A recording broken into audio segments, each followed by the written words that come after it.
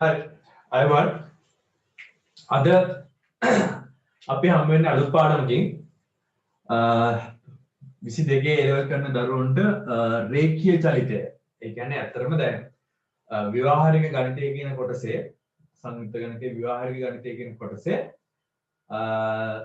සාමාන්‍ය ඇත්තටම ව්‍යවහාරිකව ඒ කියන්නේ ඇප්ලයිඩ් මැත්ස් කියන එක කියන්නේ සාමාන්‍ය භෞතික ලෝකේ භාවිතා කරන ගණන් පටන් ගන්න අද පාඩමේ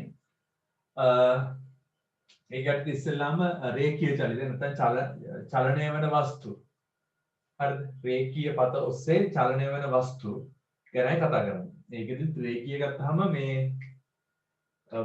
අපි මෙතනදී සරල රේඛීය චලිතය ගැන තමයි අදහස් කරන්නේ. හරිද? වෘත්ත චලිතයක් ගැන නෙමෙයි ඈ. සරල රේඛීය චලිතයේ චලිත සමීකරණ පාවිච්චි කරලා කොහොමද ගණන් හදන්නේ කියන එක තමයි අද අපි පාඩමෙන් කතා කරන්නේ. හොඳද? right. මූලික අර්ථදැක්වීම් කිහිපයක් තියෙනවා. චලනය වෙන වස්තුගේ චලිතය හැඳින්වීමට, චලිතය ප්‍රකාශ කරන්න, කාට හරි කියලා දෙන්න අපි පාවිච්චි කරන වචන වර්ගයක් තියෙනවා. හොඳද? මූලික වචනේ කාලය. හරිද? ගෙවාගෙන යන ගත වෙන කාලය ගැන කියනවා. ඒ කාලය ඇතුළතදී කවුරු හරි එක්කෙනෙක් එක පිහිටුමක ඉඳලා තවත් පිහිටුමකට ගියා නම් හරිද? දැන් පුද්ගලයෙක් ඉන්නවා ඒ පිහිටුමේ ඉඳලා එයා මෙන්න මේ වගේ B පිහිටුමකට යනවා. ඒකට ගත වෙන කාලය සිම්පල් T කියලා. ගත වූ කාලය.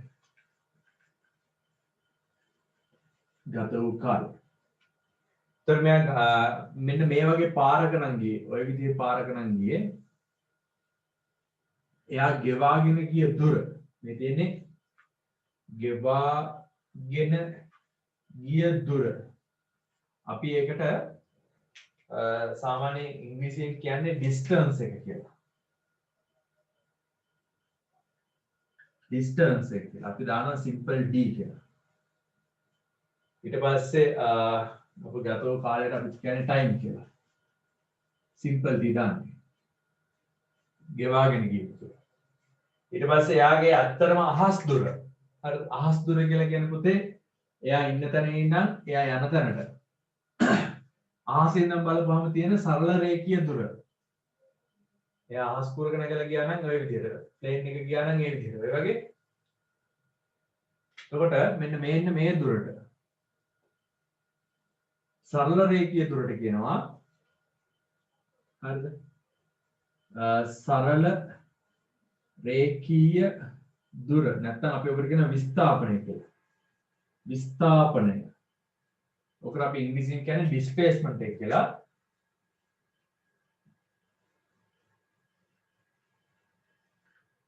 ඩිස්ප්ලේස්මන්ට් කියලා කියන්නේ අපි ඔකට දාන අකුර S. දාන්නේ කැපිටල් S අතර. හරිද? ගත වූ කාලයක් තියෙනවා. ඒ කාලය ඇතුළතදී සමහර වෙලාවට එයා මෙන්න මේ පාරේ තමයි යන්නේ. එතකොට එයා ගමන් කළ දුර, ගෙවා ගිය දුර. ඒකට අපි simple D distance කියලා කියනවා. මේක අදිශ රාශියක්. ඊට පස්සේ අහස් දුර ගත්තොත් එහෙම ඒ ඉන්න B පිටුම දක්වා තියෙන අහස් දුර ගත්තොත් එහෙම නැත්නම් සරල රේඛීය දුර ගත්තොත් අපි ඒකට කියනවා විස්ථාපනය කියලා. ඒක කියන්නේ displacement. අපි පාවිච්චි කරන අකුර capital S. හරිද? right.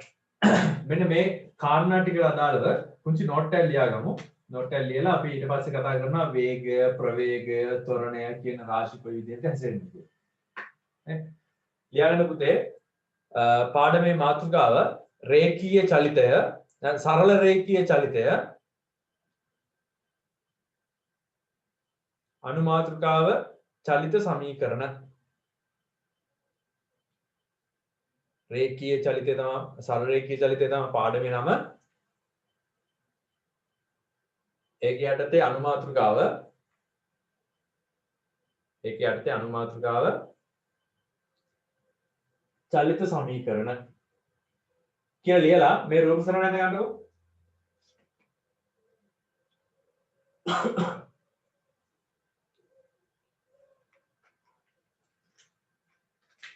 උඩින්ම දාගන්න A සිට B දක්වා චලිතය කියලා. A සිට B දක්වා. A සිට B දක්වා චලිතය. A ඉඳන් B ට යනවනම් E තලයක් දාලා පෙන්නන්නේ. A සිට B දක්වා චලිතය. මේ යන්නේ එක පාරක්. මේ යන්නේ අනිත් පාර.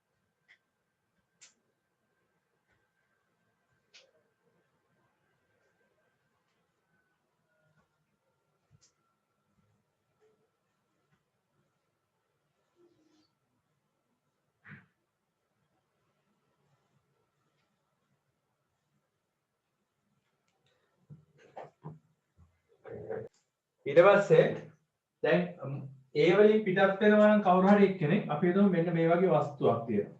හරිද? ඒ වස්තුවට විස්ථාපනය වෙන පතේ ඔස්සේ. ඒ කියන්නේ මේ විස්ථාපනයේ තියෙන දුර තියෙනවානේ. ඒ දුර මත මොන හරි වස්තුවක් චලනය වෙනවා නම් ඒ චලනය වෙන ගමන් මාර්ගයට කියනවා මේ චලනය වෙන පාරට කියනවා අපි පතය කියලා. නැත්නම් පෙත කියලා. හරිද? ඒ වලින් පටන් ගන්න වස්තුව විස්ථාපිත පතය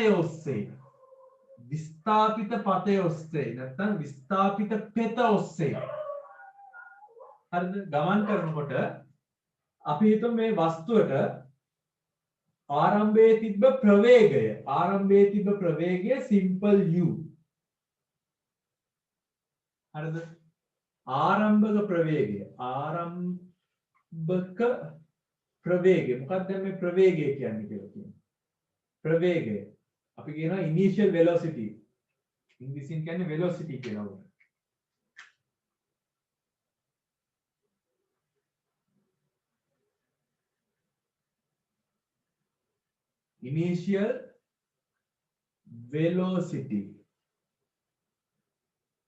initial velocity අපි ඔකට දාන අකුර simple u ආරම්භක ප්‍රවේගය initial velocity simple u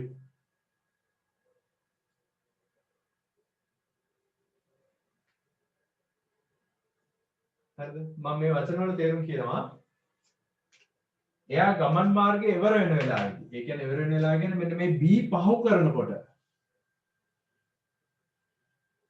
මේ b කියන තැන පහු කරනකොට එයාගේ තිබ්බ ප්‍රවේගය simple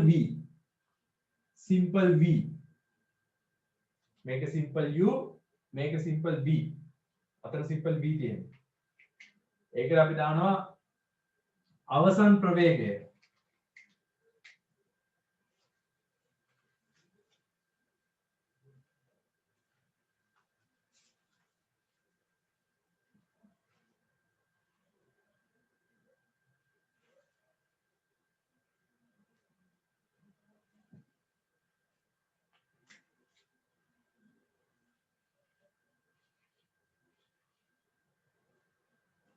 මේකට දාන අවසන් ප්‍රවේගය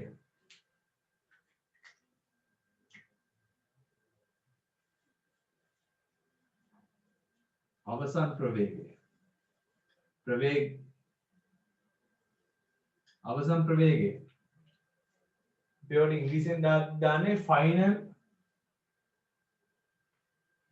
velocity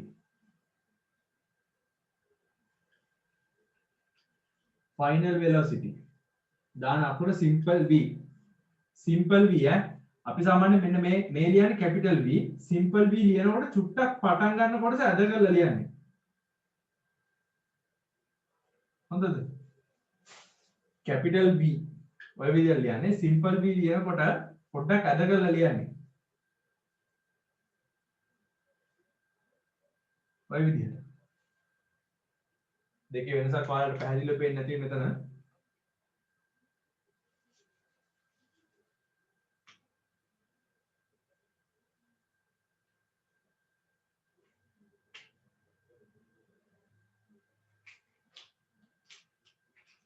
ඊට පස්සේ තව අකුරක් දාගන්න ඕනේ මේ බෝඩ් එකේ පොඩ්ඩක් ඉඩමදි ප්‍රශ්නයක් තියෙනවා මම මේ ඊතල දෙකක් දාලා තියෙනවා ඊතල දෙකක් දාලා තියෙනවා අහසේ තමයි මේක ඇඳලා තියෙන්නේ කාටවත් සම්බන්ධ කරන්නේ නැතුව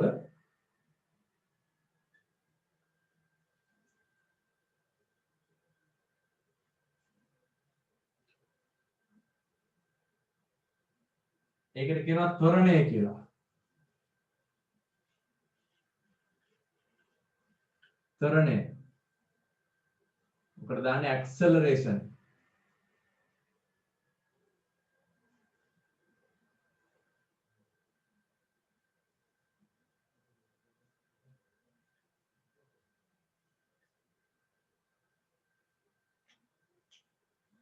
එතන ඩබල් C එන්නේ නැහැ මම දන්නේ විදිහට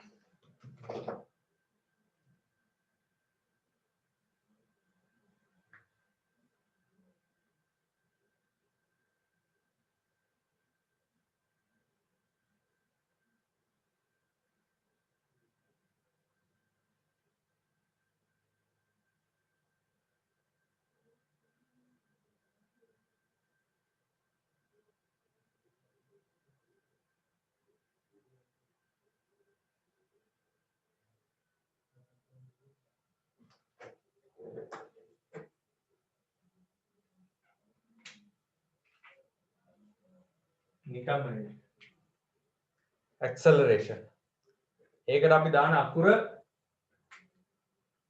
simple a මේකට දාන අකුර simple a acceleration වලට දාන අකුර simple a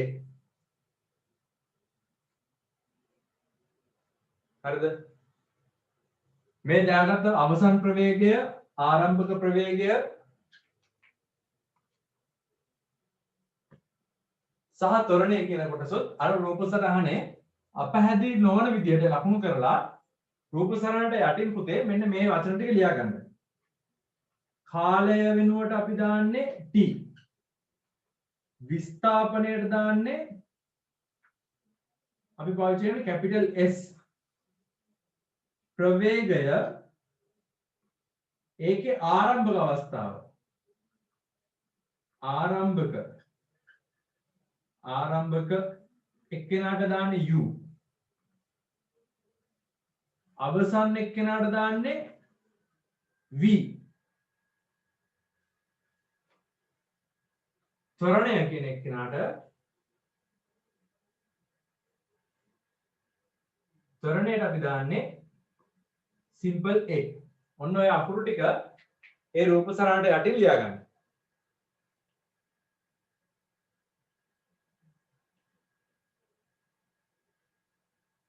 ඊට පස්සේ මේ රූප සටහනේ තියෙන දත්ත ටික අපි පොඩ්ඩක් විස්තරත්ව ලියා ගමු.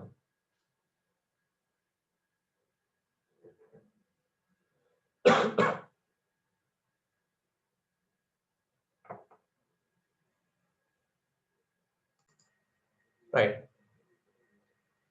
මේ රූප සටහන ඉඳගන්න අර ඔයාලට බෝඩ් එකේ දාපු රූප සටහන තමයි දැන් මම මේ white board එකේ තනලා තියෙන්නේ. එතකොට දුර කියන්නේ ලක්ෂ දෙකක් අතර ගෙවාගෙන යන දුර දිග විස්ථාපනය කියලා කියන්නේ ලක්ෂ දෙකක් අතර සරල රේඛීය දිග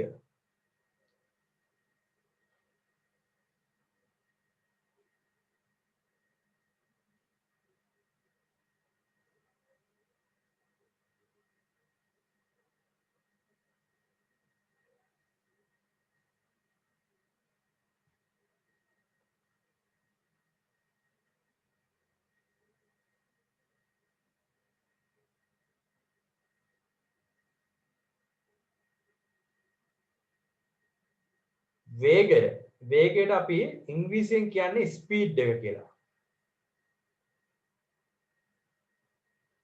හරිද? අපි ඔකට දාන අකුරත් සිම්පල් වීම තමයි.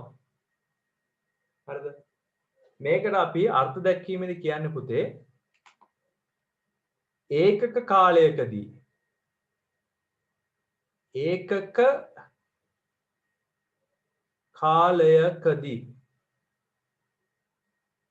ඒකක කාලයකදී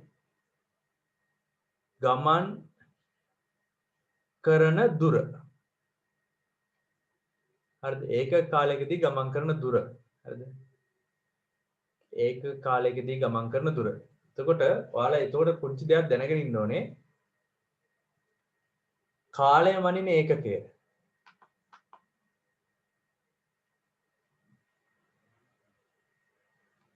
කාලය මනින ඒකක. මේක නම් ෆිසික්ස් කැලලක් ඈ. කාලය මනින ඒකක තමා t වල ඒකක තමා තප්පර. simple as තප්පර. මේක තමයි SI ඒකකය. ඊට පස්සේ මිනිත්තු, පැය,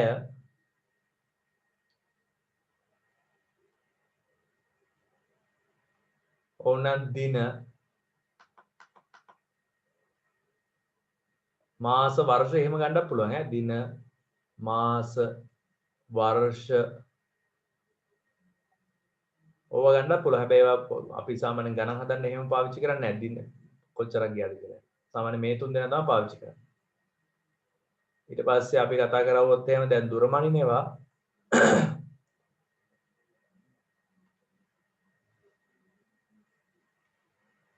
දුර නැත්තම් විස්ථාපනය මනින ඒකක ගත්තොත් අපි ඒකට දාන්නේ D නැත්තම් S ඒකක ගත්තොත් එහෙම SI ඒකකේ මීටර මේක තමයි SI ඒකකය. ඊට පස්සේ සෙන්ටිමීටර වලින් පුළුවන්, කිලෝමීටර වලින් පුළුවන්, ඒ වගේ එක ගොඩක් තියෙනවා.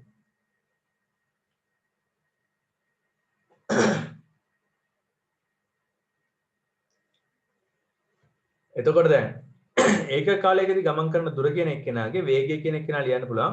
වේගය කියන එක්කෙනා ලියන්න පුළුවන් පුතේ. ගමන් කරපු දුර ඒට ගත වෙච්ච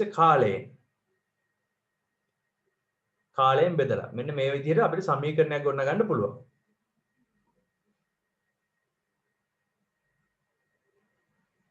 හොඳද? ඕක අපි සංකේත වලින් ලිව්වොත් එහෙම අපිට ලියන්න පුළුවන් simple v සමානයි d බෙදීම t කියලා.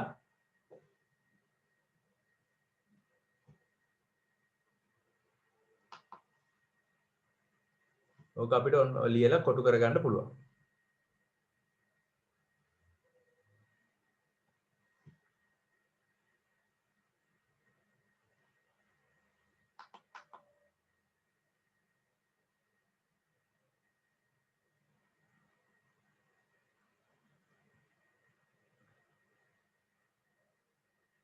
ෆිසික්ස් කරලා තියෙන හින්දා වේගය කියන එක්කෙනාගේ ඒකකයක් දන්නවා ඔයාලා.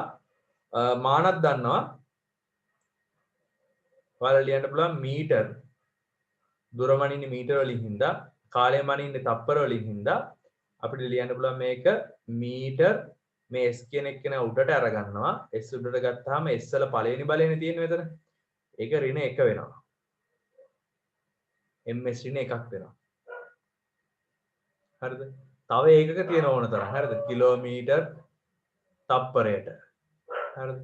ඊට පස්සේ කිලෝමීටර් පැයට. ඊට පස්සේ මීටර් මිනිත්තුවට.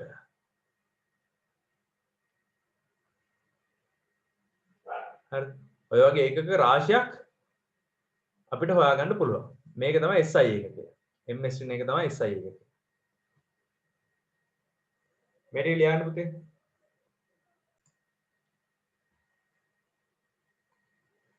මේ ප්‍රවේගය කියන එක නා.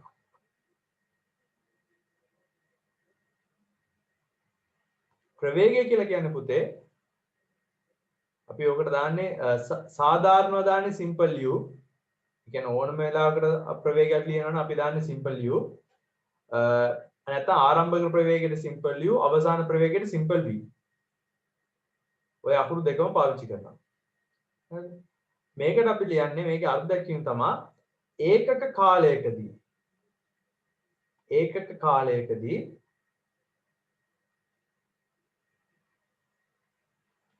ඒක කාලයකදී සිදු කරන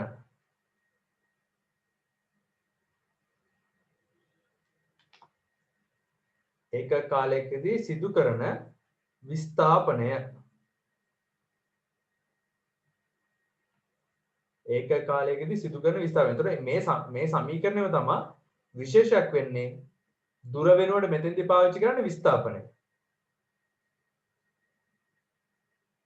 ප්‍රවේගය කියලා ලියලා ඒකේ සමීකරණ එන්නේ අපි පාවිච්චි කරන්නේ දුර වෙනුවට විස්ථාපනය. විස්ථාපනය. ඒ කියන්නේ සරල රේඛීයව සිදු කර දුර.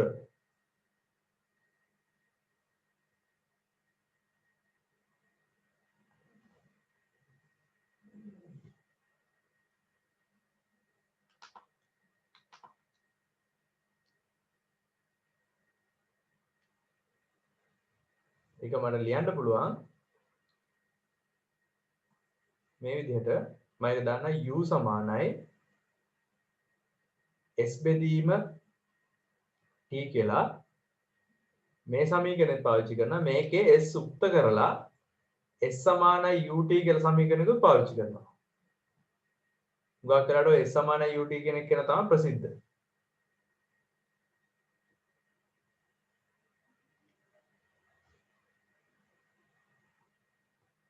මේ සමීකරණයට මම දා ගන්නවා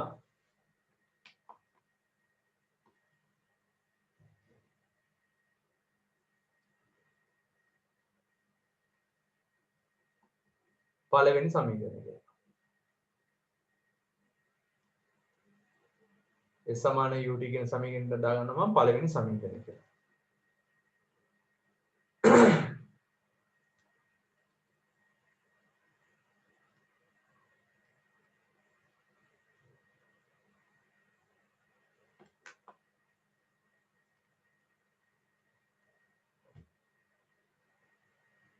වරහන් ඇතුළේ ලියා ගන්න a සමානයි බිංදුව විට කියලා මේකේ සිද්ධිය කියන්නම්.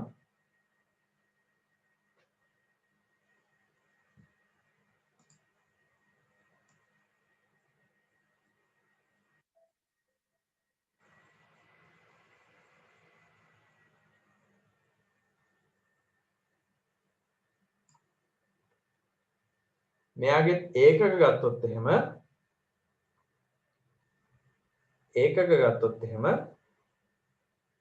u ගේ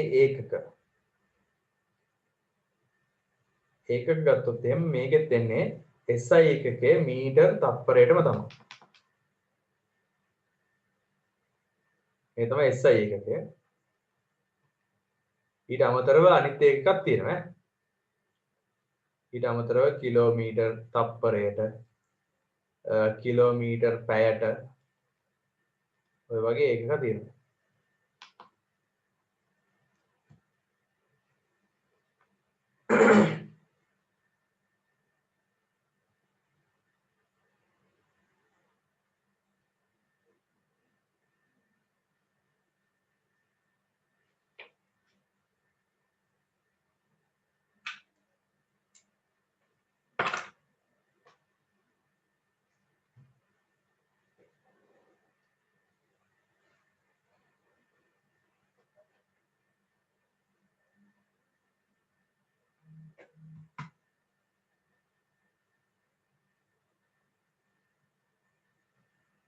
right. මෙතන මේක ලියා ගන්නකො.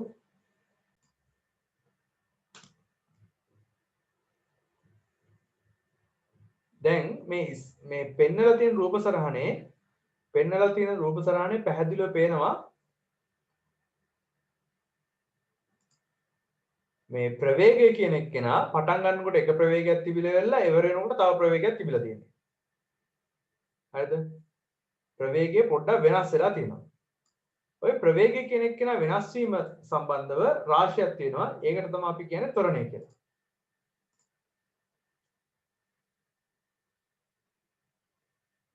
හරිද? ප්‍රවේගය වෙනස් වෙලා තියෙනවා. ඒ ප්‍රවේගය වෙනස් වෙච්ච එකට තමයි අපි කියන්නේ ත්වරණය කියලා.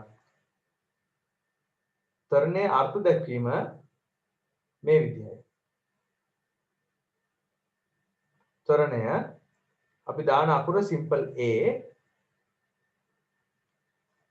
අපි ඔකට අර්ථ දැක්වීම ලියන්නේ ත්වරණය කියන්නේ ප්‍රවේගය වෙනස් වීමේ ශීඝ්‍රතාවය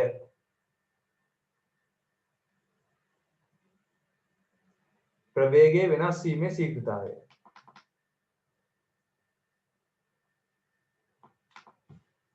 හොඳද ප්‍රවේගය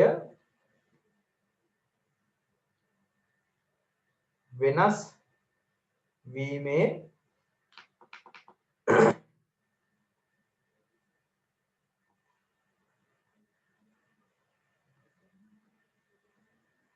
ප්‍රවේගය වෙනස් වීමේ ශීඝ්‍රතාවය. පුතේ මේ ශීඝ්‍රතාවය කියන වචනේත් එක්ක ඒ ඕනම සමීකරණ යෙදෙන විදිහක් තියෙනවා. ඒ කියන්නේ දැන් ත්වරණය කිව්වම ප්‍රවේගය වෙනස් වීමේ ශීඝ්‍රතාවය නම් අපි ඒතර උඩ දාන්නේ ප්‍රවේග වෙනස කියන එක.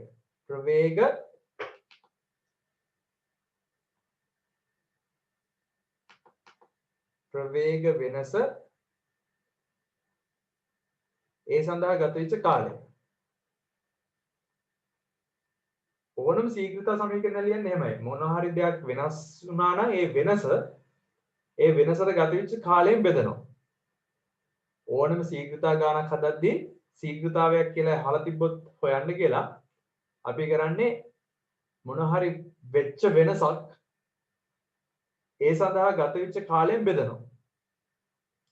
හොඳද? දැන් මෙතෙන්දී ප්‍රවේගය වෙනස් වීමේ ශීඝ්‍රතාවය නම් ප්‍රවේග වෙනස කියන එක කෙනා අරගෙන බෙදනවා කාලය. මේක සමීකරණයේ අකුරු වලින් ලිව්වොත් එහෙම මේ කොටු කරලා ඉන්න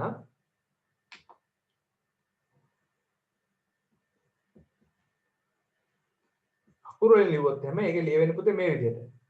ත්වරණය කියන්නේ A ප්‍රවේග වෙනස කියන්නේ ආරම්භක ප්‍රවේගයේ බෙදීම අවසාන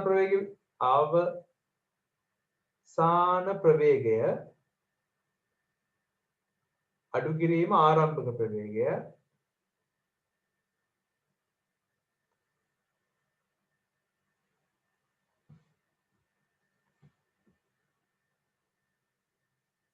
ඒ සඳහා ගත වෙච්ච කාලය. එතකොට මේක ලියන්න පුළුවන් මට A සමානයි v අඩු කිරීම u බෙදීම t.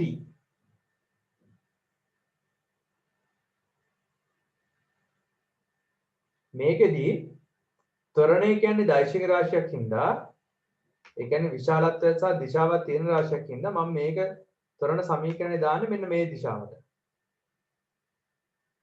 දැන් ඔන්න ඕව තමයි දැන් මේ අලුතෙන් ඉගෙන ගන්න දේවල් මේ තියෙන්නේ. ත්වරණය දකුණු දිශාවට එහෙම දානකොට දකුණු දිශාවට යම් කිසි දෛශික රාශියක් තියෙනවා නම් ඒ කියන්නේ දිශාවක් විශාලත්වයක් වගේම දිශාවක් තියෙන රාශියක් තියෙනවා නම් අපි දාන දිශාවට අපි රාශිය ඔක්කොම සලකන්නේ ධන රාශි විදිහට. හරිද? ඒක ඔයාලට දැන් මේ කියන විදිහට තේරෙන්නේ නැති ත්වරණය වගේ එකක් ලියනකොට මතක තියාගන්න පුතේ අපි හැම වෙලාවෙම මේ සමීකරණ උඩින් අපි මේ සමීකරණේ දාන දිශාව කොයි දිශාවටද ත්වරණය ගණන් කරන්නේ. හරිද? කොයි දිශාවටද අපි ත්වරණය ගණනය කරන්නේ කියන එක ලකුණු කරලා පෙන්නනවා. දැන් මම මේකෙදි ත්වරණය දකුණු දිශාවට කියලා දාගන්නවා. එතකොට මට එනවා මෙහෙම සමීකරණයක්.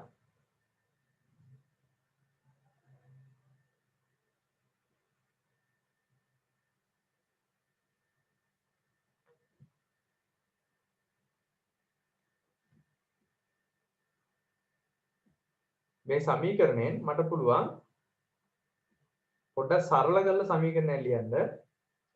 හරස් ගුණිතෙන් t ගන්නවා සිම්පල් a තියෙන පැත්තට. එතකොට v ඍණ u සමානයි at කියලා එනවා.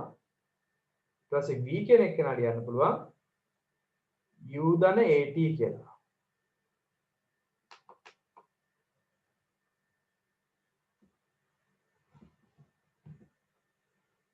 අපි ඔක භාවිතා කරන සමීකරණයක් බවට පත් කරනවා.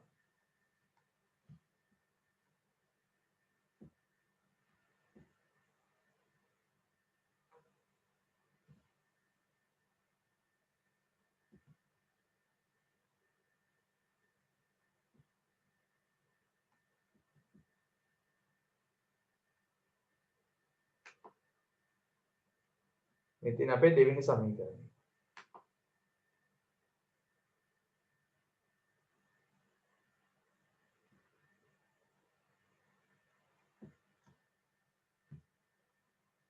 මේක ලියා ගන්නකො.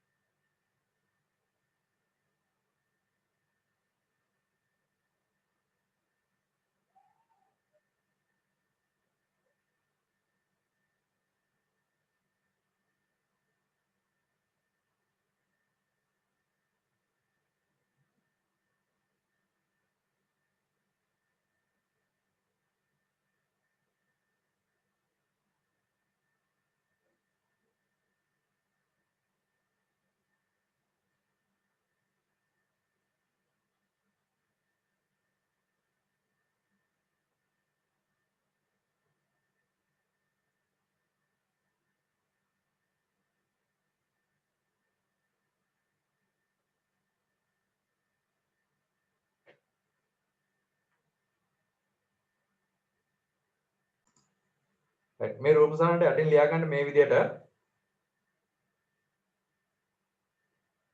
විස්ථාපනය කමා ප්‍රවේගය හා ත්වරණය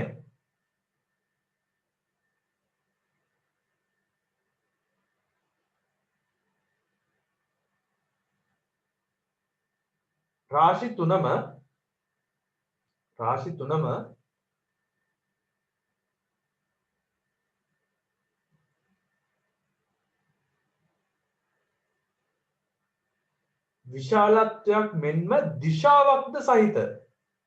විශාලත්වයක් මෙන්ම දිශාවක්ද සහිත රාශීන් බැවින්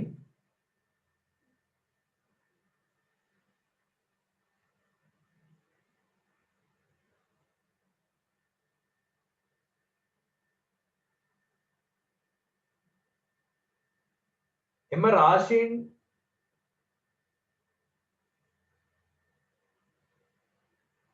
රාශීන් භාවිතයෙන් ගැටලු විසඳීමේදී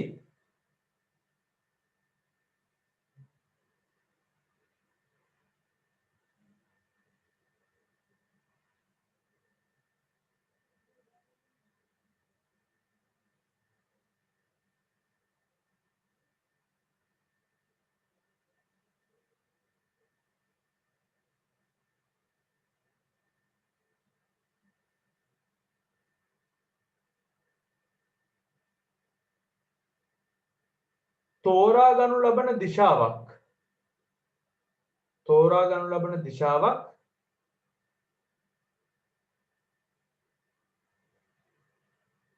ධන ලෙස සලකා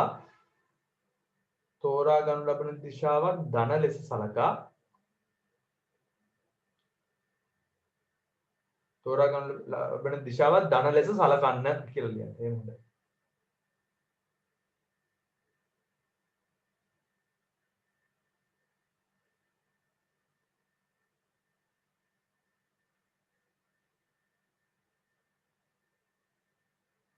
ඒකටම යටින් ඊට පිරිත් ප්‍රතිවිරුද්ධව ඊට ප්‍රතිවිරුද්ධ දිශාවට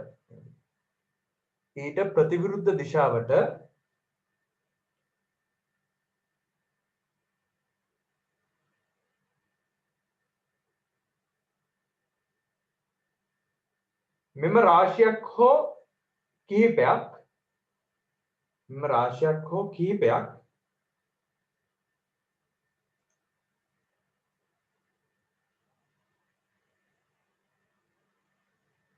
ක්‍රියා කරයි නම්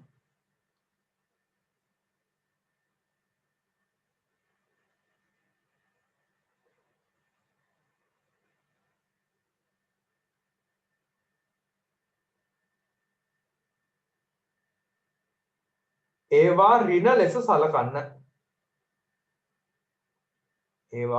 ලෙස සලකන්න. ඒවා ඍණ ලෙස භාවිතා කරන්න.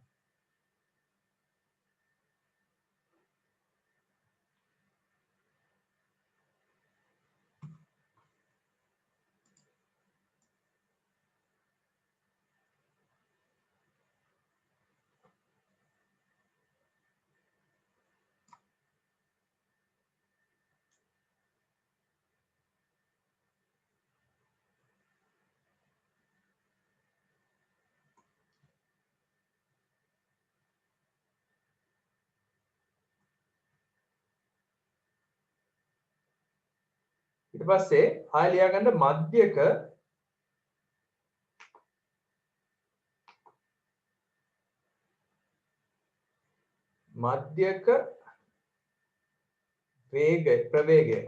මධ්‍යක ප්‍රවේගය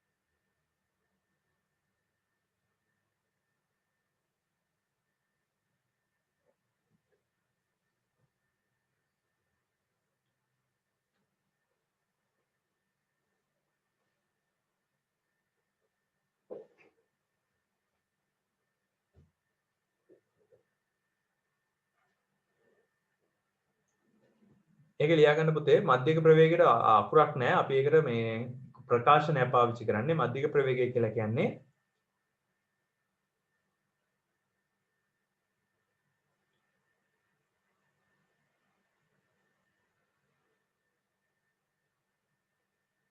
ආරම්භ සහ අවසාන ප්‍රවේගයන්ගේ මධ්‍ය අගය. ආරම්භ සහ අවසාන ප්‍රවේගයන්ගේ මධ්‍ය අගය.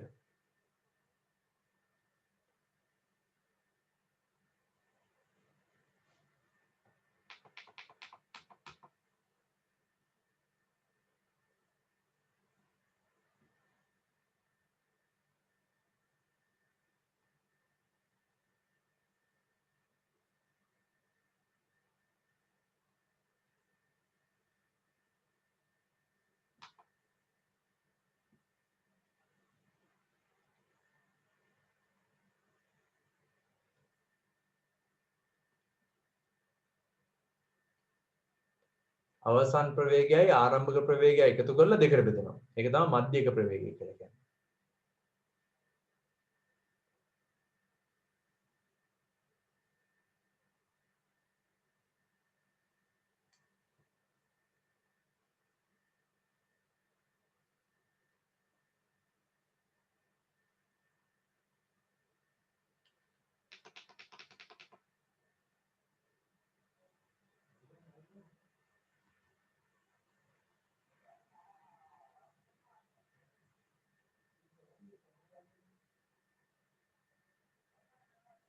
හරිද?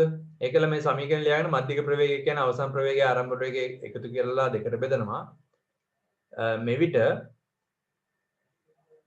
පළවෙනි සමීකරණය මට ලියන්න පුළුවන් පුතේ. පළවෙනි සමීකරණය ලියන්න පුළුවන් සිදු කළ විස්ථාපනය. හරිද? මේ විස්ථාපනය කියන එක නා මට ලියන්න පුළුවන් මධ්‍යක ප්‍රවේගය. මධ්‍යක ප්‍රවේගය වතාවක් කාලය කියලා. ඒ කියන්නේ S සමානයි u ධන v බෙදීම 2යි වතාවක් t කියලා.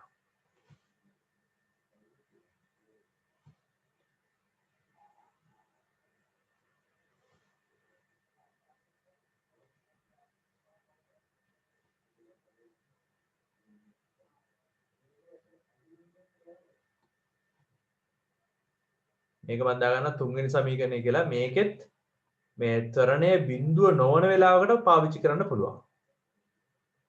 මේකේ දිශාවක් එක්ක තමයි දාන්නේ.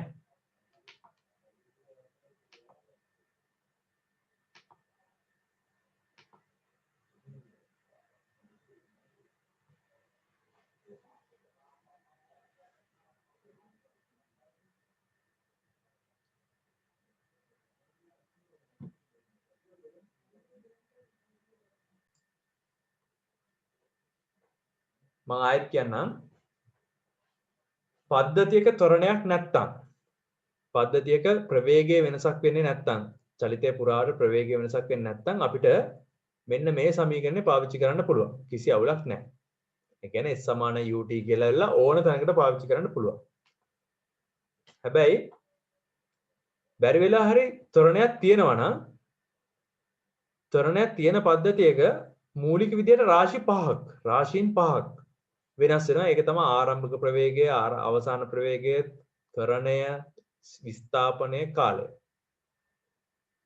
අපිට රාශීන් 4 ඉන්න සම්බන්ධ වෙන සමීකරණයක් විතරයි ඇවිල්ලා තියෙන්නේ. දැන් ඔයාලට පේනවා විස්ථාපනයයි ත්වරණයයි සම්බන්ධ වෙලා නැහැ කොහෙදවත්. මම මොකද කරන්නේ? 2 හා 3 භාවිතයෙන් තවත් රාශි අතර සම්බන්ධතා ගොඩ නගමු. හරිද? 2 හා 3 භාවිතයෙන් තවත් අපිට ගොඩ නගන්න පුළුවන්. ඉතින් මම මොකද කරන්නේ?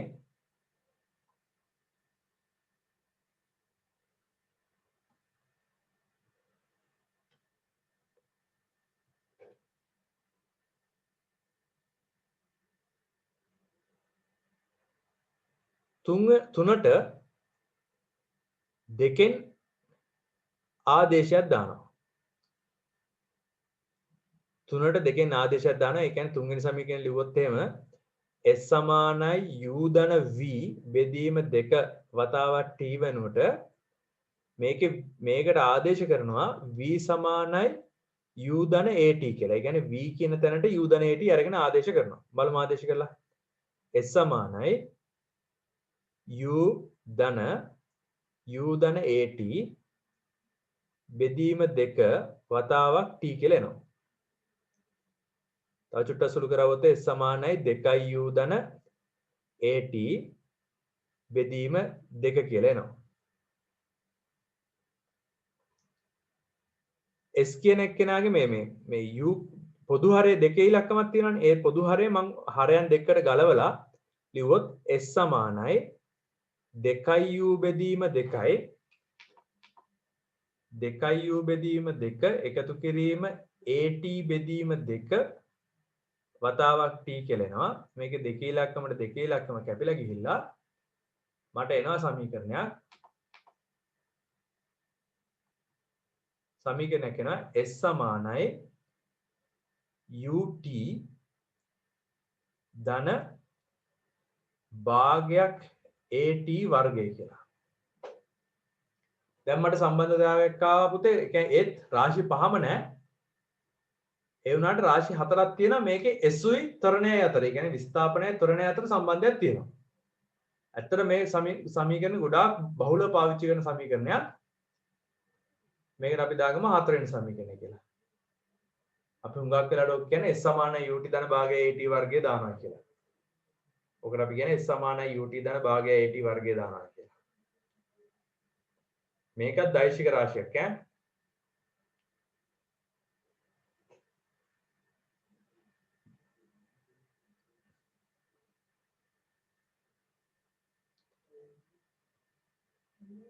මේක ලියා ගන්න. ඊට පස්සේ මට කරලා දෙන්න මෙහෙම.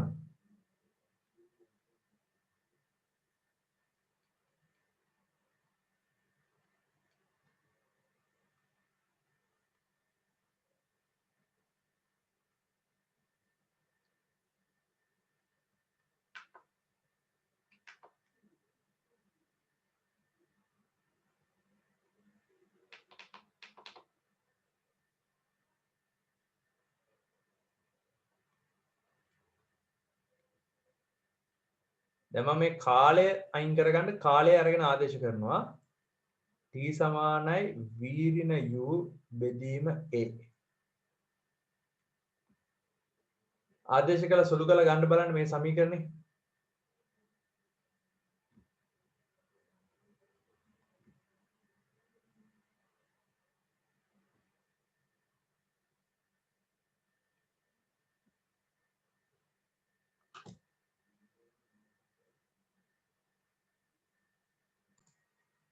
right මං කාලය කියන එක්කෙනාට අරගෙන ආදේශ කරා දෙවෙනි සමීකරණේ v ඍණ u බෙදීම a කියන කැලල අරගෙන ආදේශ කරාපුවාම ඔයාලා දන්නවා භාග සංඛ්‍යා දෙකක් වැඩි කරන්න තියෙන්නේ. ඒතකොට ලවේනුත් හරේනුත් තමයි වැඩි වෙන්නේ. ලවයේ තියෙන්නේ v ධන u වතාවක් v ඍණ u බෙදීම දෙකයි. එතකොට ලවයේ කියන කොටසට මට ආදේශ කරන්න පුළුවන් වර්ග දෙකක අන්තරය. මොකද එතන වර්ග දෙක අන්තරයේ ප්‍රසාරණය තියෙන හින්දා මට ආදේශ කරන්න පුළුවන් වර්ග දෙක අන්තරය. ඒකෙන් පුතේ මට ලියන්න පුළුවන් සමීකරණයක් v වර්ගය සමානයි u වර්ගය ධන 2as කියලා. ඔව් මේක තමයි කාලය කියන රාශිය නැතුව දෛශික රාශි වලින් විතරක් හැදිච්ච සමීකරණයක් එන්නේ. හරිද? සමීකරණ ටික ඔක්කොම ලියා ගන්න. ලියලා ඉවරලා අපි එක තැනක ෂෝට් නෝට් එකක් ගහගමු. ෂෝට් නෝට් එක කියන්නේ සමරි එකක් ගහමු. රයිට් අපි සමරි එකක් ලියා ගමු. එතකොට මේ රූප සරණට අදාළව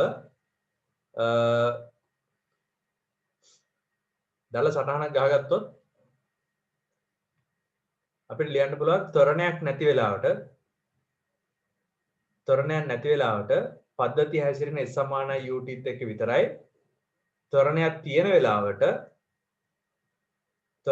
වෙලාවට පද්ධතිය හැසිරෙන්නේ මෙන්න මේ සමීකරණ හතර මත.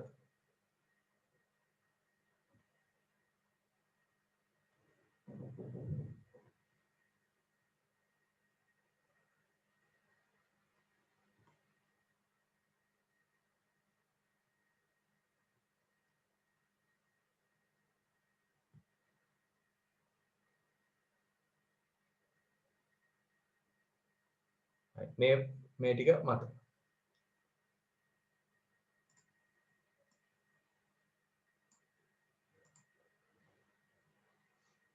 ගානක් හදමු. මේ ටික ලියා ගන්න ඔයාලා පොතේ තියෙන ටිකම ඔය විදිහට දාලා ලියා ගන්න.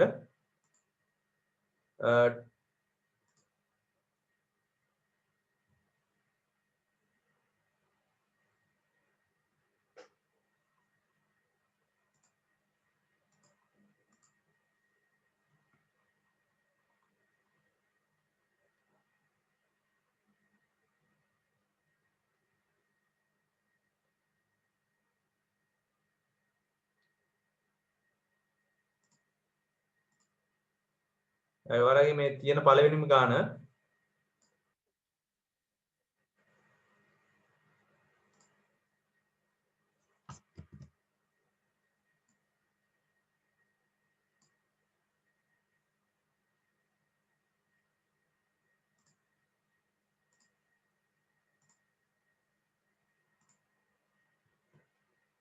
පළවෙනි ගානේ කියනවා නිශ්චලතාවයේ සිට ගමන් ආරම්භන වස්තුවක් 12 ms ඍණ දෙකක ඒකාකාර ත්වරණයකින් තප්පර 30ක් චලනය වීමෙන් වස්තුවට අයත් වන ප්‍රවේගයද මෙම කාලය තුල වස්තුව ගමන් කළ දුරද සොයන්න කියලා. හරිද? මම මෙන්න මේ කියන කාරණා ගැන දැන් සැලකිලිමත් වෙන්න ඕනේ. හරිද? මම ඒ ටික ඉස්සෙල්ලාම මේ පොයින්ට් ෆෝම් එකෙන් ලියනවා. පළවෙනි පොයින්ට් එක. ගැටලුව හොඳින් කියවන්න.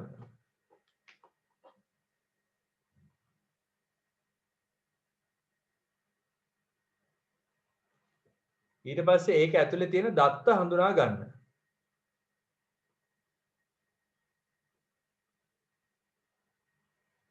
හරිද? ඕක තමයි පළවෙනිම දේ. ඉස්සෙල්ලාම ගාන හොඳට කියවන්න ඕනේ. ඇප්ලයිඩ් නේ. ඇප්ලයිඩ් වල මොකක් හරි මේ ප්‍රායෝගික සංසිද්ධියක් තියෙන්නේ. මොන හරි වෙදින්දා ජීවිතේ දකින්න තියෙන සිද්ධියක් තියෙන්නේ. හරිද? එතකොට ඒක හොඳට කියවලා මොකද්ද වෙන්නේ කියලා අවබෝධ කරගන්න ඕනේ. අපිට දීලා තියෙන තොරතුරු දත්ත. හරිද? අපිට දීලා තියෙන තොරතුරු අපි අඳුර ගන්න ඕනේ. දැන් මේ ගානේදී නිශ්චලතාවයෙන් ගමන් නරඹන වස්තුව. එතකොට නිශ්චලතාවයෙන් කිව්වහම එතන තොරතුරු තමයි ආරම්භක ප්‍රවේගයේ බිඳුවයි කියන එක. වස්තුවක් 12යි ms නේ ඒකාකාර ත්වරණයක. එතකොට A කියන්නේ 12යි ms ඍණ 2යි. ඔව තමයි දත්ත. නැත්නම් තොරතුරු. තප්පර 30ක් චලනය වෙනවලු. ඒ කියන්නේ t සමානයි 30යි තප්පර. v මෙන් වස්තුවට අයත් වන ප්‍රවේගයද. ඒ කියන්නේ මේ අහලා තියෙන ඇත්තටම අවසාන ප්‍රවේගය කීයද කියලා අහලා තිනවා. ඊට පස්සේ කාලය තුලදී ගමන් කළ දුර නැත්නම් සිද්ධ කරපු විස්ථාපනය S අහලා තියෙනවා. දැක්කනේ?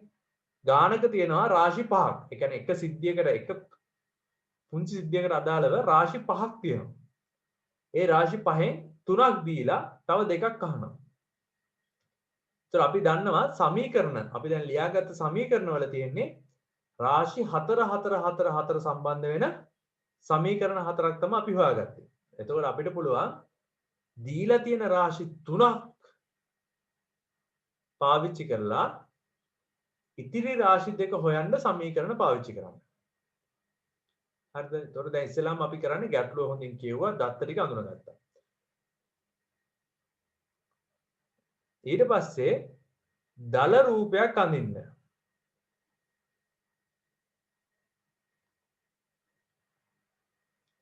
දැන් මම දන්නවා මේ ෆිසික්ස් වලදී මේ පාඩම් කොටස් කරලා තියෙන හින්දා මම හිතන්නේ දැන් ගාන හදලා හිතිනුත් හදලා ඉවර ඇති. නමුත් ළමයි මේ කම්බයින් මැත්ස් නේ පටන් ගන්න දවස්නේ ඒකින්ද මේවා ලියා ගන්න. මේක මෙන්න මේ පොයින්ට් එක ලියා ගන්න මේ ගැටලු විසඳීමේදී පහත පිළිවෙල අනුගමනය කරන්න කියලා. ගැටලු විසඳීමේදී පහත පිළිවෙල අනුගමනය කරන්න කියලා. යට ලියා ගන්න ගැටලු විසඳීමේදී පහත පිළිවෙල අනුගමනය කරන්න කියලා. ඔන්න ඔය පොයින්ට් ටික ලියා ගන්න. ගැටලුව හොඳින් කියවන්න, දත්ත හඳුනා ගන්න, දල රූපයක් අඳින්න.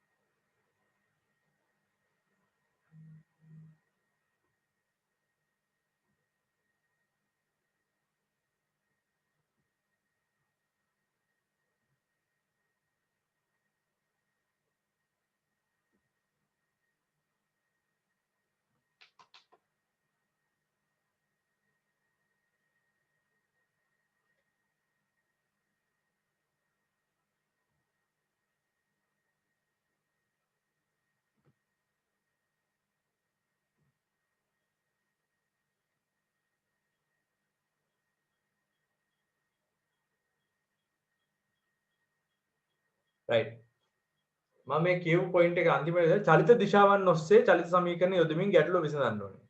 අනේ අන්තිමේටම කියන එක තමයි ටිකක් කතාව. ඒකක හා දිශා පිළිබඳ සැලකිලිමත් වන්න. හරිද? ගොඩාක් වැදගත් වෙනවා මේ දිශා ගැන. ඒතර ඔයාලා ධන දිශා මොකද්ද ඍණ දිශා මොකද්ද කියන එක වැදගත්. ඒක දැන් ගානක් හදනකොට දැන් මේ ගානෙදි කියලා දෙන්න.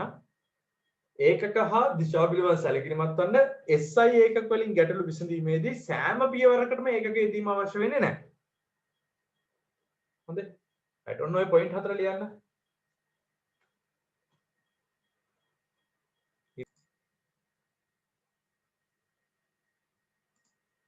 right දැන් මම කරන්න යන්නේ දැන් ඔය මූලික දේවල් ටික පාවිච්චි කරලා ගාන හදන්න යන්නේ. ඉස්සෙල්ලාම දත්ත ටික අඳුරගත්තා අපි. ඊට පස්සේ ඒ රූප සරහන කරගන්නවා. වස්තුවක් තියනවලු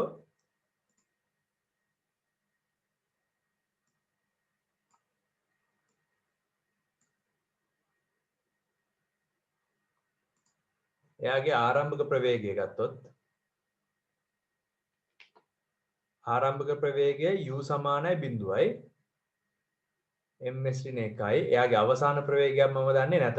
මම ඒක දාගන්නවා v කියලා. ඒකත් ගමන් කරපු දිශාවටම තියෙනවා කියලා තමයි දාලා තියෙන්නේ. හොඳද? ඊට පස්සේ ත්වරණය ගත්තොත් එහෙම ත්වරණය ගත්තොත් ඊතල දෙකක් දානවා. ත්වරණය තියෙනවලු 12යි ms ඍණ 2ක් ඒත් ඒ දිශාවටම කියලා තමයි මේ ගානේ තේරෙන්නේ. අනිත් දේ තමයි කාලය. t සමානයි කාලය දීලා තියෙනවා 30යි තප්පර කියලා. හොඳද? මේකේ දීලා නැති දේවල්. මේකේ v දීලා නැහැ, ආයේ s දීලත් නැහැ. ඒ කියන්නේ s කියන්නේ මෙතන ඉඳලා පටන් ගන්න තැන ඉඳලා මෙන්න මෙතෙන්ට දක්වා ගත වෙච්ච ගමන් කරපු දුර. මෙතන ඉඳලා මෙන්න මෙතෙන්ට දක්වා සිදු කරපු විස්ථාපනය. මම ඒක දාගන්න s කියලා. capital S. right. මම ඉස්සෙල්ලාම දැන් v හොයන්නයි යන්නේ. ඉස්සෙල්ලාම v හොයන්නයි යන්නේ. මෙයා තමයි පළවෙනි ප්‍රශ්නේ. එතකොට පළවෙනි ප්‍රශ්නෙට උත්තරේ හොයන්න. right මට දීලා තියෙන දත්ත ටික මම චුට්ටක් ලියා ගන්නම්. u සමානයි 0යි v සමානයි දන්නේ නැහැ. ත්වරණය දීලා තියෙනවා ත්වරණය සමානයි 12යි ms ඍණ 2යි කාලය දීලා තියෙනවා 30යි තප්පර. අහන්නේ මං ඉස්සෙල්ලාම හොයන්නේ v. එතකොට පුතේ v දන්නේ නැතුව මේ කාරණා ටික දීලා තියෙනවා නම් අපි දන්න සමීකරණ මොනවද? v සමානයි u ධන at ඊට පස්සේ s සමානයි u ධන v බෙදීම 2 වතාවක් t s සමානයි ut ධන භාගයක් at වර්ගය ඊට පස්සේ v වර්ගය සමානයි u වර්ගය ධන 2as. ඔන්න ඔය සමීකරණ හතරනේ. මේකේ මේ රාශි තුන දීලා v හොයන්න පුළුවන් සමීකරණ හොයාගන්න. එතකොට දැන් මේකේ s දීලා නැහනේ. s අහන්නෙත් නැහනේ. එහෙනම් s තියෙන සමීකරණය පාවිච්චි කරන්න එපා පටන් ගත්තී. එතකොට පාවිච්චි කරන්න පුළුවන් එකම එක්කෙනා පළවෙනියා මෙන්න මෙයා විතරයි. මම ලියන්න පුළුවන් v සමානයි u ධන at මෙන්න මේ දිශාවට යෙදීමෙන්. ඔන්න ඔය දිශාවට. එතකොට දිශාව දාලා සමීකරණය ලියනවා. ඊට පස්සේ තමයි ආදේශ පියවර එන්නේ. v සමානයි u කියන්නේ බිඳුවයි ත්වරණය 12යි ඒත් ඒ දිශාවටමයි තියෙන්නේ. ඒ කියන්නේ මම සලකන දිශාව මෙන්න මේ දිශාවට තියෙනවා ඔක්කොම ධනයි කියලා ගණන් ගන්න. වතාවක් කාලය. කාලයේ තියෙන දිශාවක් නැහැ. ඒකින්ද 30යි. වැඩි කිරීම. SI ඒකක වලින් තියෙන හින්දා මම ආයෙ ඒකක ලියලා ඉන්නේ නැහැ. සුළු කරපුවාම 12 30 එන්නේ 36යි බිඳුවයි ms ඍණ 1යි. එළියනේ පළවෙනි අවස්ථාව. දෙවෙනි අවස්ථාව බලමු. දෙවෙනි ප්‍රශ්නේ. දෙවෙනි ප්‍රශ්නේ අහන්නේ ගමන් කළ දුර නැත්නම් විස්ථාපනය. මේක තමයි දෙවෙනි ප්‍රශ්නේ අපේ.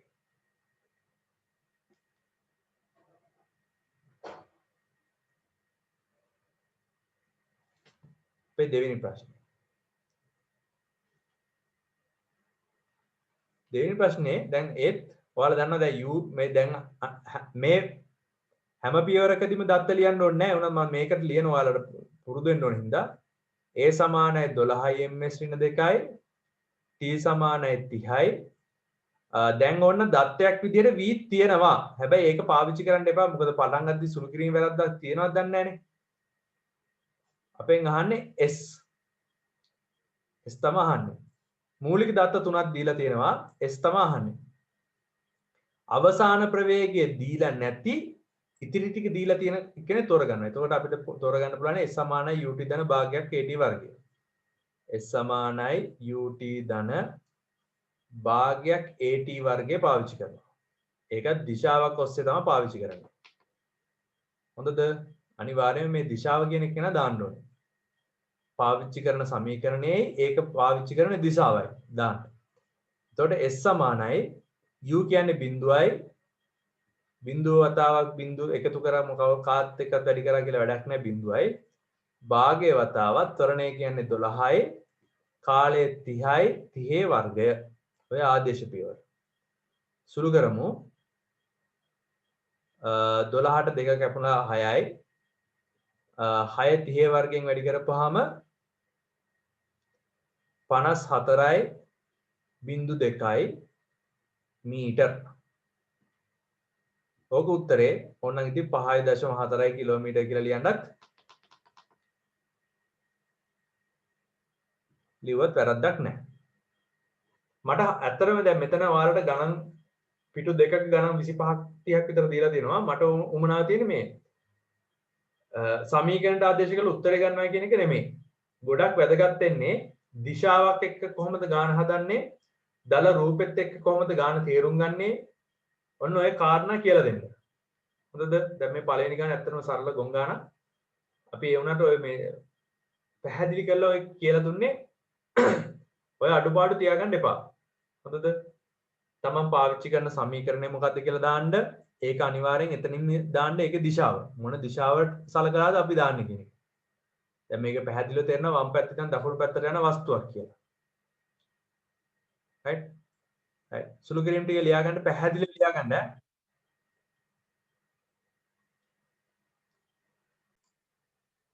right. මම ටියුට් එකේ 4 වෙනි ගාන හදන්නේ 8 වෙනි ගාන හදන්නේ ගාන කියවලා ඔයාලට දැනෙන විදිහට හොඳද දැනෙන විදිහට රූප සටහනක් අඳින්න පුතේ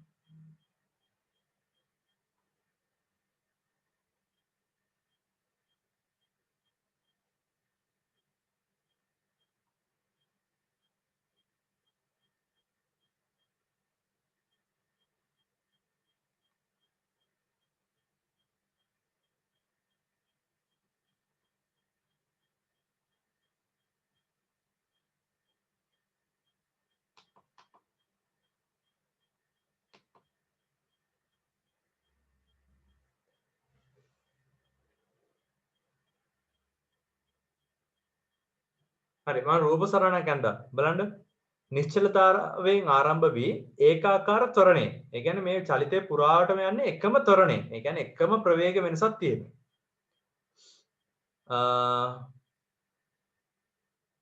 අංශුවක් 104 වන තප්පරයේදී මීටර් 35ක් විස්ථාපන වෙනවා.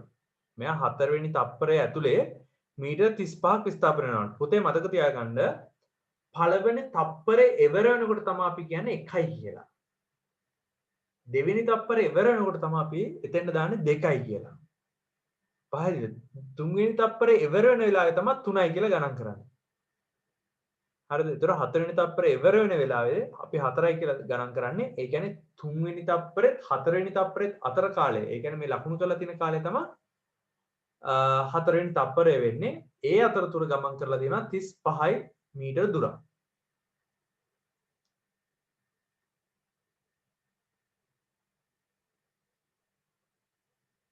අහනවා ඒකාකාර ත්වරණය සොයන්න තප්පර 4 අවසානයේදී ප්‍රවේගය හා තප්පර 4 තුලදී විස්ථාපනයද ලබා ගන්න කියලා. මෙතන ගානේ චලිත දෙකක් අඳුර ගන්න පුළුවන්. ඒ කියන්නේ තනි වස්තුවක් වුණාට චලිත අවස්ථා දෙකක් තියෙනවා. එකක් තමයි සම්පූර්ණ චලිතය, අනිත් එක 4 වන තප්පරයේ චලිතය කියලා. දැන් ඔන්න ඔය ගණන් වලදී අන්න ඒ දේවල් අපි තේරුම් ගන්න ඕනේ දේවල්. මේකේ සම්පූර්ණ චලිතයට අදාළ සුළු කිරීමුත් අහනවා. ඊට අමතරව හතරවෙනි තප්පරයට අදාළ සුළු කිරීමුත් අහනවා. දැන් අපි නොදන්න රාශි ටිකට අකුරු දාලා පැහැදිලි රූප සටහනක් ඇඳ ගන්නවා. බලන්න මම තුන්වෙනි තප්පරේ ඉවර වෙන වෙලාවේදී එයාගේ ප්‍රවේගය v1 කියලා ගත්තා. හතරවෙනි තප්පරේ ඉවර වෙනකොට එයාගේ ප්‍රවේගය v2 කියලා ගත්තා. ඒතර අවසන් ප්‍රවේග දෙකයි. බිඳුවයි තප්පරේ ඉඳලා ඒ කියන්නේ ආරම්භක මොහොතේ ඉඳලා තුන්වෙනි තප්පරේ ඉවර වෙනකන් ගමන් කරපු නැත්නම් සිදු කළ විස්ථාපනය s කියලා ගත්තා. එතකොට මුළු කාලයේ මුළු දුර කියලා කියන්නේ s එකතු කිරීම 35යි. චලිතයේ මුළු ත්වරණය සිම්පල් a. සම්පූර්ණ ත්වරණය a. ඔය දත්ත ටික මම ලියාගත්තා. දල රූපයකට දැන් රයිට්. දැන් අපි බලමු කොහොමද කරන්නේ කියලා.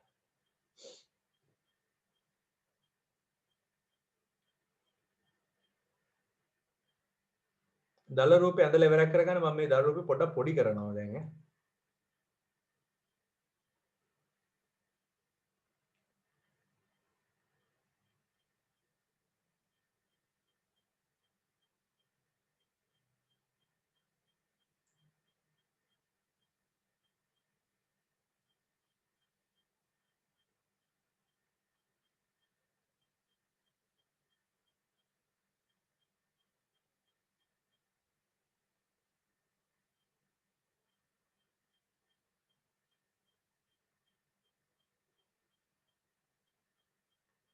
මම මේකේ දත්ත ටිකක් ඔයාලට පැහැදිලි වෙන්න ලියන්නම්. 4 වන තප්පරය තුලදී ඒකේ t දීලා තියෙනවා 1යි තප්පර. ඊට පස්සේ ආරම්භක ප්‍රවේගය v1යි, අවසාන ප්‍රවේගය v2යි, ත්වරණය a, විස්ථාපනය s සමානයි 35යි. ඒතර ඇත්තටම මෙන්න මේ රාශිය එකක්වත් අපි දන්නේ නැති රාශි. ඒතර රාශි තුනක් තියෙනවා, දත්ත දෙකයි දීලා තියෙන්නේ. ඒතර ඔයාලට තේරුම් ගන්න ඕනේ ඒ කොටසට විතරක් චලිත සමීකරණ දාලා ගාන හදන්න බෑ. හරිද? මේ කොටසට විතරක් චලිත සමීකරණ දාලා ගාන හදන්න බෑ. එහෙනම් මේ පද්ධතියේ චලිතයයි හතරවෙනි තප්පරේ චලිතයයි දෙකම පාවිච්චි කරන්න වෙනවා. හොඳද? right. මේකට අදාළව මම චලිත සමීකරණ කීපයක් ලියා ගන්නවා. මට ලියන්න පුළුවන් මෙහෙම එකක්. මේ පැත්තට හතරවන තප්පර තුලදී චලිතය තමයි මම මේ ලියන්නේ. ඒකට දාන්න පුළුවන් මට s සමානයි ut ධන භාගයක් at වර්ගය. එතකොට ඒකෙන් ලියන්න පුළුවන් මට 35 සමානයි v1 වතාවක් t නැත්නම් එක තප්පරයයි භාගයයි ත්වරණය දන්නෙත් නැහැ a කාලය කියන්නේ එකේ වර්ගය. චුට්ටක් සුළු කරලා ලියන්නම්. එතකොට එනවා මට 70 සමානයි 2v1 ධන a කියලා මම මේකට දාගන්න පළවෙනි සමීකරණය කියලා. මුළු සමීකරණයම දෙකෙන් වැඩි කරලා එක සමීකරණයක් හදාගත්තා.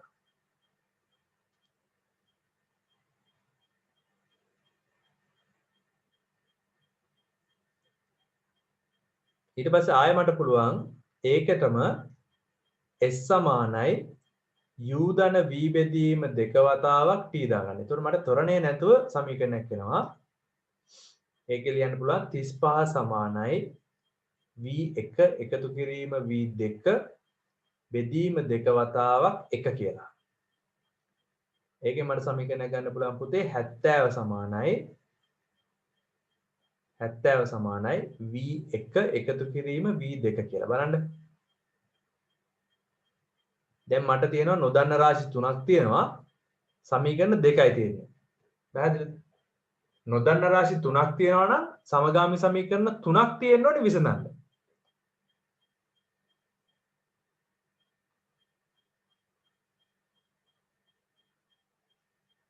සමීකරණ දෙකක් හදාගත්තා. මෙතනින් හදාගන්න පුළුවන් සමීකරණ දෙක තමයි ඔය හදාගෙන ඉවර වෙලා තියෙන්නේ. ඊට පස්සේ ඔයාලා පාවිච්චි කරන්න වෙනවා සම්පූර්ණ චලිතය කියන කොටසට.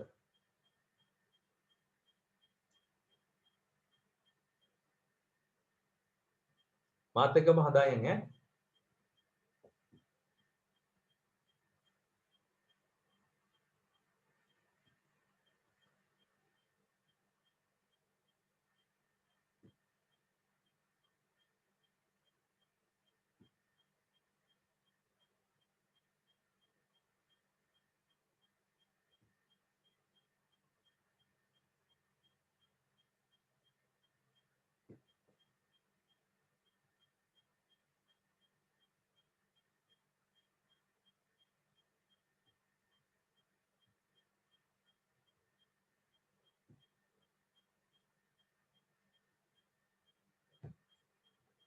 සම්පූර්ණ චලිතය ගැන හිතුවොත් එහෙම සම්පූර්ණ චලිතයේ නොදන්න රාශි 3ක් තියෙනවා. එකක් තමයි විස්ථාපනය දන්නේ නැහැ. හරිද? අනිත් එක ත්වරණය දන්නේ නැහැ. අවසාන ප්‍රවේගය දන්නේත් නැහැ. බලමු එතකොට මේකේ ආරම්භ ප්‍රවේගයේ කාලය දන්න හින්දා මට දාන්න පුළුවන් මේ පැත්තට v සමානයි u ධන at. එහෙම දැම්මොත් එහෙම අවසාන ප්‍රවේගය වෙන්නේ v2 සමානයි ආරම්භක ප්‍රවේගයේ බිඳුවයි a වතාවක් 4යි තප්පර. ඒ කියන්නේ v2 සමානයි 4යි a. මේක ඇත්තටම හොඳ අවස්ථාවක් ඈ. v2ට මේ වගේ උත්තරයක් එනවා කියන්නේ. ඊළඟ එක ආය මට ඕනම් පුළුවන් විස්ථාපනයක් තියෙන හින්දා මේ පැත්තට s සමානයි u ධන v බෙදීම දෙක වතාවක් t පාවිච්චි කරන්න. එතකොට s එකතු කිරීම 35 සමානයි බිඳුව එකතු කිරීම v2 බෙදීම දෙක වතාවක් 4 කියලා එනවා. පොඩි සුළු කිරීමකුත් කරත හැකි. සුළු කරලා ලියන්න පුළුවන් s එකතු කිරීම 35 සමානයි 2යි v2 කියලා. මම මෙයාට දාගන්නම් 3 වෙනි සමීකරණය, මේකට දාගන්න 4 වෙනි සමීකරණය කියලා.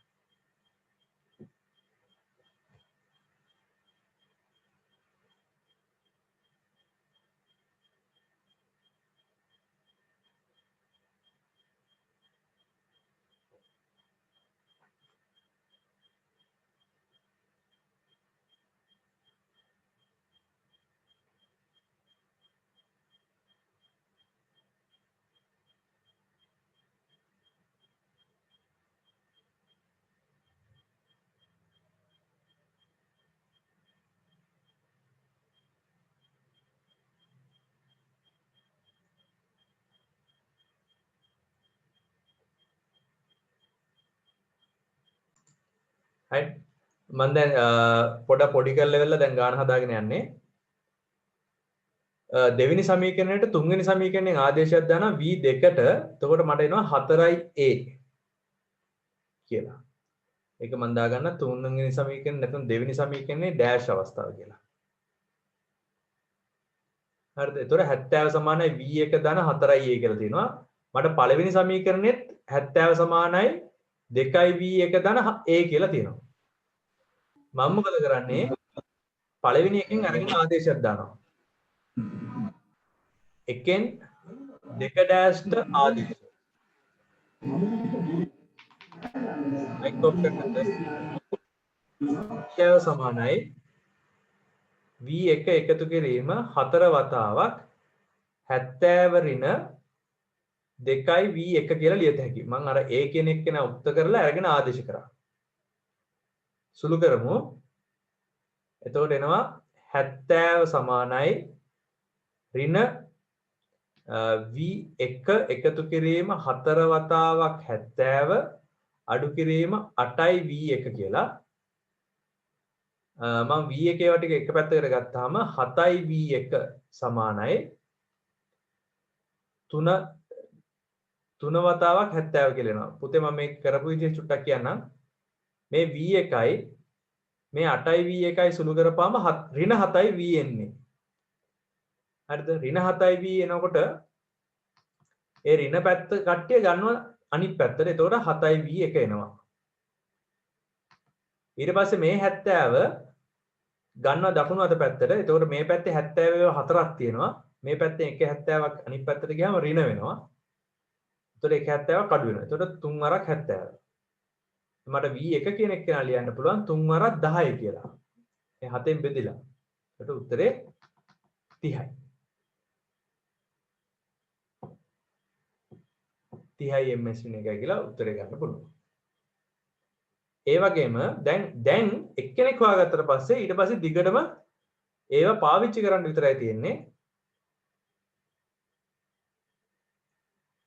දැන් ඔයාලට පුළුවන් ඔය v1 දැන් v1 හොයාගත්තා කියන්නේ v1 හොයාගන්න පුළුවන්.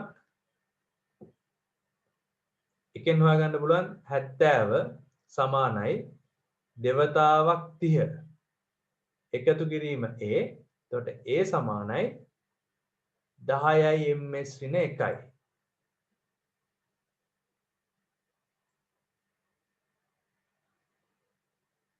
ඊට පස්සේ දෙකෙන් හොයාගන්න පුළුවන් 70 සමානයි 30 එකතු කිරීම v2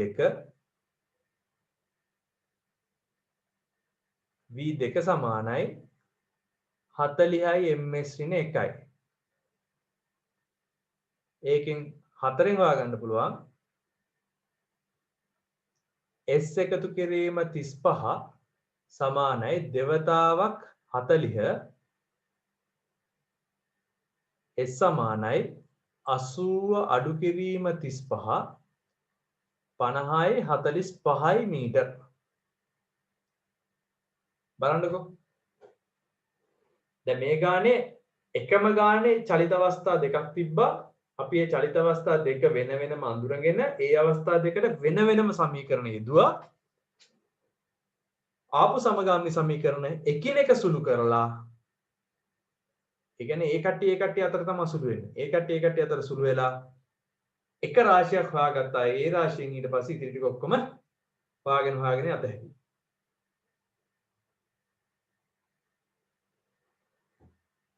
ගාන යනවා ඒකාකාර ත්වරණය හොයන්න අපි හෙව්වා 10යි ms ඍණ 2 වෙන්න ඕනේ. 10යි ms ඍණ 2යි. ඊට පස්සේ තප්පර 4 අවසානයේදී ප්‍රවේග තප්පර 4 තුලදී විස්ථාපනය. එතකොට මෙතන මේ මුළු විස්ථාපනය ලියන්න ඕනේ. මුළු විස්ථාපනය මම ඒක s total කියලා දාන්නම්. s tot කියලුවොත් s එකතු කිරීම 35යි. ඒ කියන්නේ 45 එකතු කිරීම 35 80යි මීටර.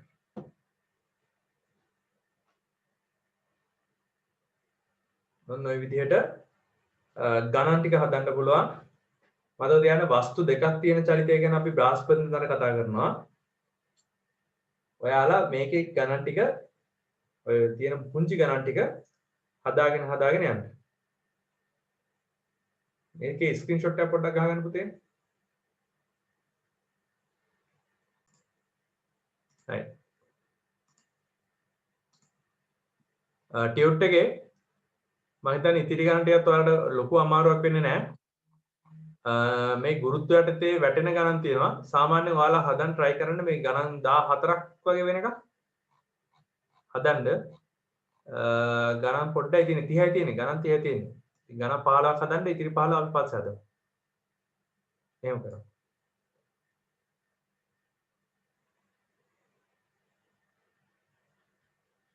ගණන් 15ක් හදන්න ඉතිරි 15 අපි බදාදා හදමු. බ්‍රහස්පතින්දා හදමු. ඔයාලට මේ චූටි ගණන් ටිකක් තියෙන ළමයි. ඉතින් අමාරු නෑ. රූප සරණ නම් අඳින්න ඈ. මට පොත බලන්න ළඟට එන්න විදියක් නෑනේ. එහෙනම් රූප සරණ ඇඳලා ලස්සනට ඇප්ලයිඩ් නෝට් එකක් හදලා තියාගන්න. කවදා හරි අපි හම්බ වෙන දවසට මම ওই ටික ඔක්කොම බලනවා ඈ. ඒකින්ද දැනට කාගෙන් හරි නෝට් එකක් ලස්සනට ලියපු කවුරු හරි ඉන්නවා නම් එහෙම කාගෙන් හරි ඉල්ල ගන්න. ඔය මේ WhatsApp එකේ ෆොටෝස් දාලා දාගෙන හරි